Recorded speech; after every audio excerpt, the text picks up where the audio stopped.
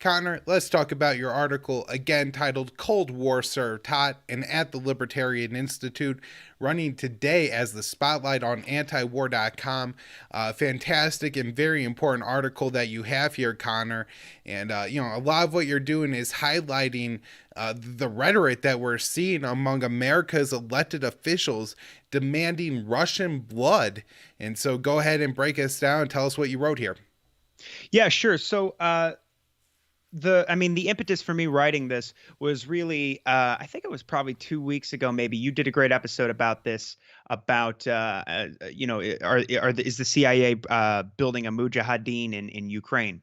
I think the title was something approximating that. And, this was the report that came out from Yahoo News. It was effectively, as I referred to in the piece, a Langley press release. And they came out and they said that they were that for since 2015, they had the CIA ground unit, ground paramilitary groups in the southern U.S. at a secret base training Ukrainian forces for an insurgency, and that they were training them how to kill Russians. That's a quote. And also, they revealed in the report that they had been deploying for the same amount of time, they had been deploying these CIA paramilitaries to the Eastern Front in Ukraine, where the war was going on and still is, but at a lower level now since Minsk II. But nevertheless, they've been there the whole time advising Ukrainian forces. So, just putting that out there out into the open for public consumption, domestic consumption, and as a threat to Russia, of course, sent off a lot of red flags for me. And then, of course, the New York Times, it's interesting because they're interviewing, these anonymous national security officials, former national security officials who are explaining all this. And then the official CIA quote in the piece is, that we're not using this for offensive purposes. And then at the same time, you had the New York Times put out a piece that said that the Biden administration was considering launching an insurgency, supporting an insurgency against Russia in the event of an invasion. And there was some extremely hawkish rhetoric in that, particularly from one particular former Supreme Allied Commander of NATO. So we'll get into all of that. But, the main point is that I'm talking about here is that, for weeks now, so the main point here is that, I open it by discussing that the hawks are talking openly about killing Russians again, which should, that should cause serious, I don't know about, well, I guess, I suppose panic on the part of the domestic population here. It shouldn't be, put out there for domestic consumption. Now, the last time this happened, as I point out, you had, Trump running against Hillary Clinton and a bunch of Republicans in the primaries in 2015 and 2016 who were talking about putting establishing a no-fly zone in Syria and shooting down Russian planes. Everybody thought that was, absolutely insane. And they rejected Hillary Clinton and the hawks who were talking like this. And, they elected the wild card Trump. But, within 2 years, he was bombing Russian mercenaries in Syria in early February of 2018. And as I say, nobody, batted an eye. So now 4 years later, we have, Biden's administration, we have the CIA, we have Stoltenberg, the Secretary General of NATO, we have Wesley Clark and this James Stavridis, another former Supreme Allied Commander of NATO, and Evelyn Farkas, who is one of the most hawkish people out there demanding, this kind of action get going now. And she's a former Deputy Assistant Secretary of Defense. So we'll start by, and of course, the Congress. So I'll start by talking about, of course, we have Robert Menendez, the ultra hawk chairman of the Senate Foreign Relations Committee, who introduced a bill with a bunch of Senate Democrats, with him leading it, that would virtually declare, total economic war on Russia, cut them off from the international system, shut down. It would aim to shut down Nord Stream 2, send an additional $500 million of military aid to Ukraine on top of the $300 million that Congress has already committed to in the 2022 NDAA. And And they even list out, as I say, their military industrial complex wish list includes anti-armor weapon systems, mortars, crew-served weapons and ammunition, grenade launchers and ammunition, anti-tank weapon systems, anti-ship weapon systems, anti-aircraft weapon systems, and small arms and ammunition. And what's terrifying about this, beyond all that, is if it's passed, and I believe they're voting on it next week, the whole all that can be triggered if Biden just determines that Moscow is, quote, knowingly supporting a significant escalation in hostile action in or against Ukraine prior to December 1st, 2021. We had, the mainstream media, CNN, Natasha Bertrand, the Russiagate propagandist, putting out a story, of course, that said that the Russians are planning a false flag against the ethnic Russians in the Donbass with sort of deniable forces that they have that are trained in urban warfare and using explosives, and that they were going to use an attack on, the separatists that they support in the East in order to manufacture a casus belli for an invasion. And as I say here, I mean, it's akin to Obama setting out all red lines in Syria. This is virtually an invitation to anti-Russian forces and covert operators, including the ones that are backed by the U.S. or being advised by the CIA, to go ahead and attack and start trouble that can be just deemed Russian aggression and lead to war. Of course, we had Roger Wicker. As far as the GOP has been awful. We had Roger Wicker, of course, infamously going on, I think, Neil Cavuto's show and saying we should, he's talking about military action and putting troops on the ground and never take first use nuclear action off the table. And we should maybe have ships stand off in the Black Sea and rain destruction down on Russian military capabilities. We had, and I point out that as all this is going on, it's practically thwarting all the opportunities we have for, a resolution to the crisis, because, since talks began after the Russians were able to get these talks going with the Americans here in January after the Russian holidays, it started coming out that things, at least ostensibly, there were no they had rejected the Russia's demand to close the door to NATO membership for Ukraine and Georgia. However, it was coming out, that not only had Biden promised to, not place offensive strike weapons in Ukraine, I believe in his phone call with Putin on December 30th, and Ray McGovern has referred to that numerous times in his articles recently.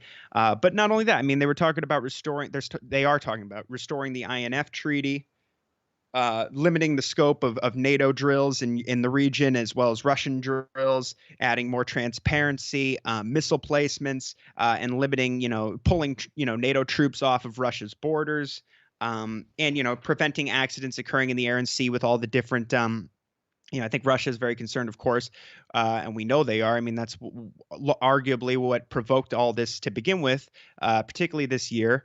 The NATO bombers and warships constantly in the Black Sea. And so, things were actually, if you were, as we've covered on the show, going in a good direction when you consider the fact that the Russians had taken, 10,000 troops off the border with Ukraine. They had rounded up and, arrested and seized the assets of the Reveal ransomware group in Russia, who had been accused of carrying out the Colonial Pipeline hack. I think arguably you could say even the CIA coming out last week and saying that Havana syndrome is not caused by this mysterious syndrome is not caused by a foreign power, and that it's not Russia that is to blame for this. I think that could be looked at as, sort of a show of goodwill here. Biden, as I said, not only said that he wouldn't place offensive strike weapons in Ukraine, although that was more, seen in the Russian media and in official, Russian press releases from the Kremlin, but not, it wasn't hyped up in the mainstream media. In fact, I think Ray even said to Scott Horton on his show that when Jake Sullivan, the national security advisor, was asked if anything, notable came out of that phone call with Biden, he sort of scratched his chin and said, "No, no, I don't, not really." But if, so they wanted to downplay this. But they also, Biden even said in his press conference recently that they would not consider. Well, if Ukraine made what he called or excuse me, if Russia made a what he referred to as a small incursion, a small invasion into Ukraine, that the U.S. might not react. Well, this set off, especially the GOP senators, off, and they went ballistic. The Armed Services Committee and the Foreign Relations Committee senators came out and just gave speech after speech at these press conferences. Tom Cotton came out and called him impotent and incompetent. The virtual neocon spokesman in the Senate.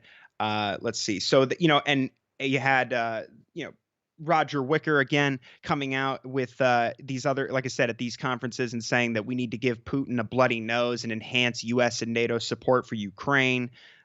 You had, as far as Democrats go, Richard Blumenthal, who's a multimillionaire senator who, visited Kiev with a Senate delegation that included, Amy Klobuchar and again, Roger Wicker, among others. And he pledged that the U.S. would impose crippling economic sanctions, and give the people of Ukraine the lethal arms they need to defend their lives and livelihood.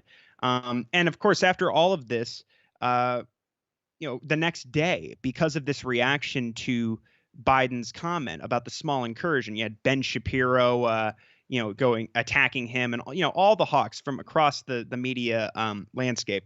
He walked back. I mean, the first of all, his handlers in the White House issued a statement where they said President Biden has been clear with the Russian president. If any Russian military forces move across the Ukrainian border, that's a renewed invasion, and it will be met with a swift, severe, and united response from the United States and our allies. So, again,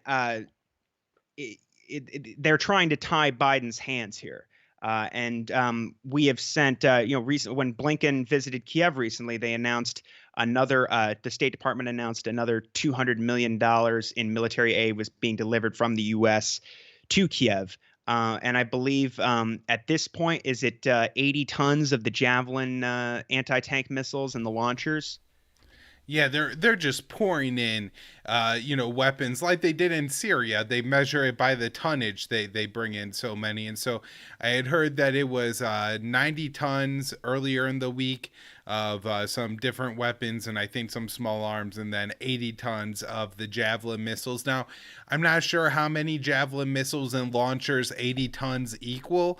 I think those things are kind of shoulder fired, though, or maybe like on a tripod or something, but I think a soldier could carry them around, so it seems like it would be quite a number of them. They're also bringing in the Javelins and Stingers from the Baltic states right now, and the UK just brought in 1,000.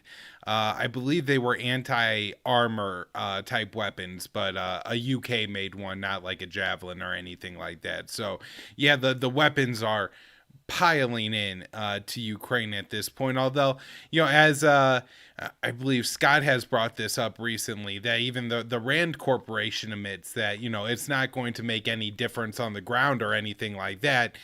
This is, all great for the military industrial complex, but isn't going to do anything for the American people.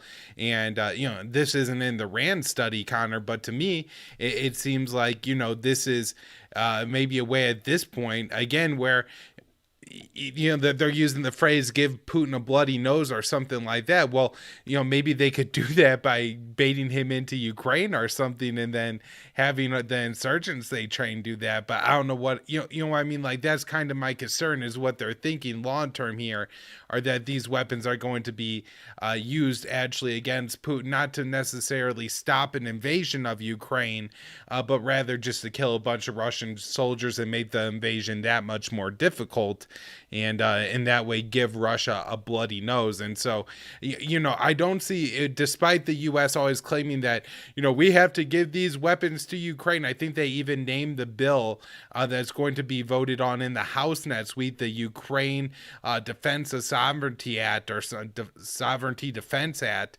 And, it's not about defending the people of Ukraine. If anything, this puts a bigger target on their back and makes them more likely to end up killed in a war. Absolutely. And it's why we're seeing, as you covered recently, resistance from the French and the Germans, because the Europeans and the Ukrainians and the Russians, of course, would bear the worst brunt of all of this. But of course, it's, a huge boondoggle for the military industrial complex. And our Congress is, virtually in their pockets. So, and just it's unbelievable. So actually, yeah, I mean, the Canadians sent special forces there. I mean, the English have been sending special forces and more commandos and trainers along with their anti-tank missiles and their short-range missiles. And when they started sending those missiles, you had Republican lawmakers coming out demanding that Biden follow suit, and it appears that he has. Now, as far as the New York Times article I was referring to, when they talk about setting up this insurgency, the rhetoric was insane. So they interview this guy named James Stavridis, who's a retired four-star I Navy think it's admiral. Stavridis, by the way, but Oh, okay. yeah. So they interview Stavridis, is a retired four-star Navy admiral, former Supreme Allied Commander at NATO. And he says, if Putin invades Ukraine with a major military force, U.S. and NATO military assistance, intelligence, cyber, anti-armor, and anti-air weapons, offensive naval missiles would ratchet up significantly. If it turned into Ukrainian insurgency, Putin should realize that after fighting insurgencies ourselves for 2 decades, we know how to arm, train, and energize them. And he says the level of military support for Ukrainian insurgents would make our efforts in Afghanistan against the Soviet Union look puny by comparison. And I mentioned here that for perspective, Operation Cyclone, the CIA's program in Afghanistan, is commonly estimated to have killed 1 million people. And then they also mention here that Lloyd Austin, the defense secretary, and the chairman of the Joint Chiefs of Staff, Mark Milley, warned their Russian counterparts in recent telephone calls that any swift Russian victory in Ukraine will probably be followed by a bloody insurgency similar to the one that drove the Soviet Union from Afghanistan. And it says, in discussions with allies, senior Biden officials have made clear that the CIA covertly and the Pentagon overtly would both seek to help any Ukrainian insurgency. We, of course, had Wesley Clark coming out and signing a letter with the former Deputy Secretary of State, Strobe Talbot, I think from the Eurasia Center, where they were demanding that Biden send Stinger missiles, among other weapons, to Kiev. And then as I was writing it, the news came out that the news came out that the U.S. had greenlit the Baltic states to send those Stinger missiles to Ukraine. And of course, now there's this controversy over this because the Germans have stopped the Estonians from sending German artillery pieces to Ukraine, because the new ruling coalition has a policy against sending weapons to to conflict zones. And so, of course, the Germans are getting. I mean, they're actually, as you reported, they're restarting these sort of Normandy format style talks in Paris, which could be a very good sign, because they could probably help either with, coordinating with the Americans or not. They could, hopefully assure the Russians that they will oppose, NATO membership as they have in the past for Ukraine.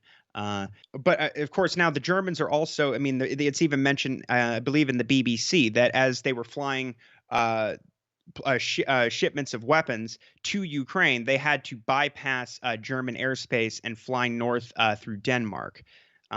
So when Biden wanted to speak, apparently with Olaf Scholz, the new German chancellor, about the Ukraine crisis, they said no. So I mean, there's quite a I mean, the fissures within NATO over this policy are becoming more and more stark.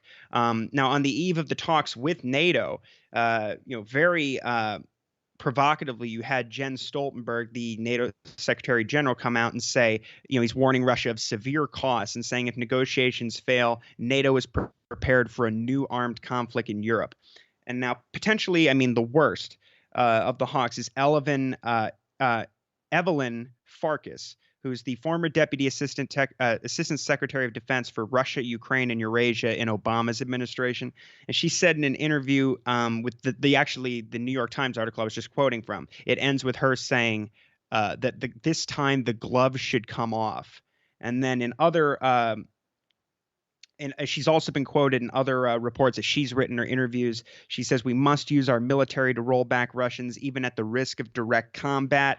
Newsweek ran a piece recently about the Nazi problem in Ukraine's security forces, and they asked her about that, and she says her response was pretty shocking. She says they right now have existential issues to deal with, and the far right groups are helping defend Ukraine. So at this moment in time, the Ukrainian government needs all the help it can get from its citizens, regardless of their ideology. And then she otherwise in I believe this report she had written a piece about this, and she said we must not only condemn Russia's illegal occupations of Ukraine and Georgia, but we must demand a withdrawal from both countries by a certain date and organize coalition forces willing to take action to enforce it. And I compare this, of course, to the previous, in 2008, the war with Georgia, where because the as Andrew Coburn says, I quote him here, that minions, close to Dick Cheney were providing him back channel assurances that in the event of a war with Russia, they would the Americans would ultimately back them up. So they attacked South Ossetia and they hit Russian peacekeeping forces who were there. They attacked Russian peacekeeping forces there who were defending the autonomy of the breakaway province under a deal that had been brokered by the EU.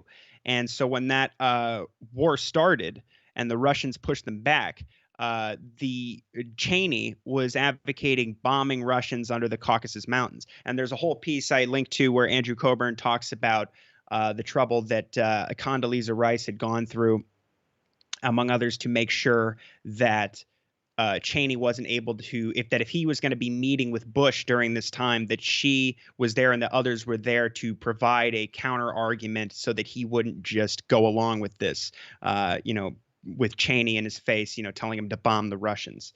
And of course, McCain supported this like he did the coup in Ukraine. And I point out, as Coburn points out in his piece, that in the same way that I think Zelensky and the Ukrainians understand the American political system, that by constantly hyping up the threat of the Russians and a Russian invasion, that they can get more arms sales and more money from more money and support from the EU and NATO and the Americans. And they say he says here, it's sort of it sheds some light on all this. It says that Saakashvili, of course, who had been, he was put in power during the Rose Revolution in 2003 under the Bush administration, a color-coded revolution, and then they had provided military aid to Tbilisi for years. But it also mentions here, Coburn mentions that to bolster his standing in the American capital, Saakashvili hired Randy Schuneman, a Republican lobbyist and the executive director of the Committee for the Liberation of Iraq, a neocon group formed in 2002 under the chairmanship of none other than Bruce Jackson, a senior Lockheed executive and vice president of Lockheed. And he was also the president of the Committee to expand NATO. Which gets into the history, of course, of how the NATO expansion beginning in the 1990s was largely a project of the military-industrial complex. And ultimately, I was kind of flabbergasted at these comments that were being made in particularly that New York Times article where the author says that this conversation has revived the specter of a new Cold War and subtly made real the prospect of the beginnings of so-called great power conflict. And so I go through, briefly the history of the new Cold War, beginning with, America rigging Russia's elections and the economic shock therapy policies of the Harvard boys, sending Russia into poverty levels worse than during the American Great Depression, lowering life expectancy by double digits. Looting and liquidating entire industries and handing them over to oligarchs and gangsters. Of course, Clinton added Poland, the Czech Republic, and Hungary into NATO.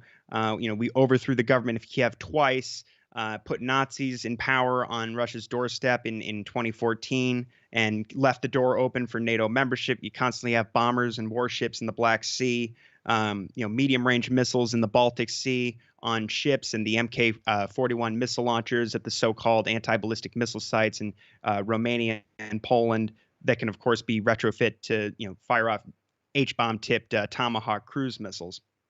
And I talk about, of course, the arms treaties that were ripped up by the Bush government and the Trump administration, the anti-ballistic missile treaty, the INF treaty, open skies.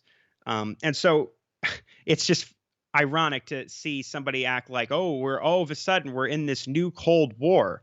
When, of course, it's been going on for practically 30 years. And it's gotten worse and worse. We might have hit a tipping point now where we're really no longer in Charles Kruthammer's unipolar moment fantasy, and that's all the euphoria of all that is kind of wearing off after all the disasters in the Middle East, and we're 30 trillion plus. What I mean, the national debt. I've actually looked at it recently, but it's over or approximately 30 trillion at this point, right? I believe so. Yeah. So I mean, and you're looking at we're picking fights with China, Russia, and Iran seemingly all at the same time. And just disastrous policies and sanctions on all these different countries across the planet, from Venezuela and Cuba to North Korea. And it's coming to an end. And I guess the point I'm making here is that the American people should realize, and I run through, our policy currently in Afghanistan, in Yemen, in Syria, brutalizing populations in very poor countries, with sanctions, economic warfare, in the case of Yemen, of course, a genocidal war. And so it's not in America's interest, let alone to fight a war in Ukraine.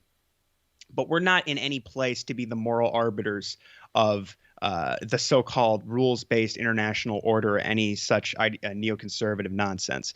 And I think it's important for us as the American people to come together and figure out a way to put all this to an end, because at this point, if all of the elected representatives are out calling for, as we said, Russian blood, there's a lot of work to be done to put a stop to that. And but it is heartening to see, as we've seen, there's a great piece at Responsible Statecraft now about polling numbers, and you discussed recently, that show that the American people don't really support any of this. Although there does seem to be some support, of course, for sanctions and sending military equipment to Ukraine. But I'm thankful, of course, that there's less and less support for war, and that hopefully a lot of this is exposing the American empire for what it is to the American people right now. Yeah. Well, Connor, I mean, that was a really good article, and I recommend that everybody go to the Institute and read it. But